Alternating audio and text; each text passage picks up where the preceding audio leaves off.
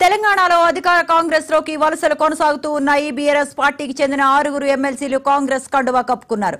గురువారం అర్ధరాత్రి సీఎం రేవంత్ రెడ్డి సమక్షంలో హస్తం పార్టీలో చేరారు. శాసనమండలిలో మెజార్టీ పెంచుకునే దిశగా కాంగ్రెస్ అడుగులు వేస్తోంది. మరో 6 కూడా కాంగ్రెస్ లో చేరనున్నట్లు సమాచారం. వారు కూడా కాంగ్రెస్ లో చేరితే మండలిలో కాంగ్రెస్ కు మెజారిటీ వచ్చే అవకాశం కనిపిస్తోంది. మరోవైపు గద్వాల్ ఎమ్మెల్యే కృష్ణమోహన్ రెడ్డి రేపు కాంగ్రెస్ లో చేరనున్నారు.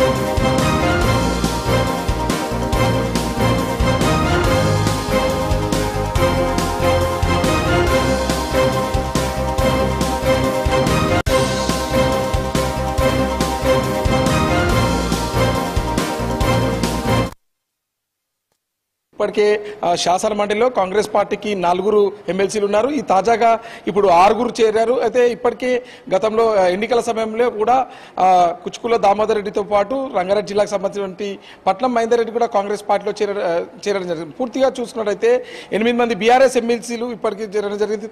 పూర్తిగా 12 మంది కాంగ్రెస్ పార్టీ సభ్యులు ఇప్పుడు మండలిలో ఉన్నారు. ఇంకా 6 ఎమ్మెల్సీలు కనుక ఇటు కాంగ్రెస్లో చేరితే పూర్తిగా మెజారిటీ పక్షం మొత్తం కూడా ఇటు అధికార కాంగ్రెస్ పార్టీ వైపు ఉంటుందని చెప్పవచ్చు. ఎందుకంటే శాసన మండలి చైర్మన్ గుత్త సుఖేందర్ రెడ్డి కూడా అనధికారికంగా కూడా కాంగ్రెస్ వైపే ఉన్నారని చెప్పవచ్చు. ఎందుకంటే అతని కుమారుడు గుత్త అమిత్ రెడ్డి కూడా కొద్ది రోజుల క్రితం కూడా ఎన్నికల సమయంలో కూడా అతను కాంగ్రెస్ పార్టీలో చేరడం జరిగిందని చెప్పవచ్చు. మరో 6 సంబంధించి ఇప్పటికే మాజీ మంత్రి సత్యవతి రాథోడ్ కూడా ఇటు కాంగ్రెస్ పార్టీలో టచ్లోకి వచ్చారని చెప్పవచ్చు. మరో నెల రోజుల్లో కూడా పూర్తి స్థాయిలో కూడా శాసన మండలిలో మెజారిటీ సభ్యులు కూడా కాంగ్రెస్ పార్టీలోకి వచ్చే అవకాశం ఉందని చెప్పవచ్చు.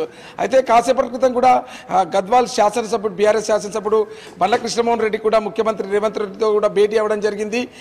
రేపు అధికారికంగా కూడా కాంగ్రెస్ పార్టీలో చేరతారని చెప్పుకోవచ్చు. ఎందుకంటే రేపటి నుండి ఆషాఢ మాసం కనుక కొంతమంది ఎమ్మెల్యేలు కూడా చేరతారని అనుకున్నారు. కానీ అర్ధరాత్రి సమయంలో కూడా నిన్న రాత్రి 1:30 బీఆర్ఎస్ పార్టీకి సంబంధించిన ఎమ్మెల్సీలు కూడా చేరడం జరిగింది. అయితే మరికొంతమంది ఎమ్మెల్యేలు కూడా ఇప్పటికే కాంగ్రెస్ పార్టీలోకి టచ్లో వచ్చారు.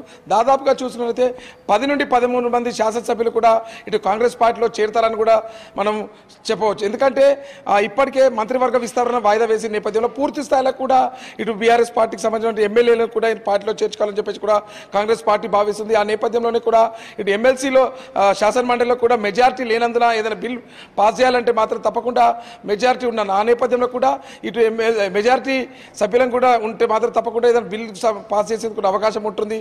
ఆ నేపథ్యంలో ఇటు ఎమ్మెల్యేలకు సంబంధించి కాకుండా పూర్తిగా ఇటు ఎమ్మెల్సీలకు సంబంధించినటువంటి చేరికలపైనే ప్రధానంగా దృష్టి పెట్టింది Congress party. Right. Thank you Sandeep.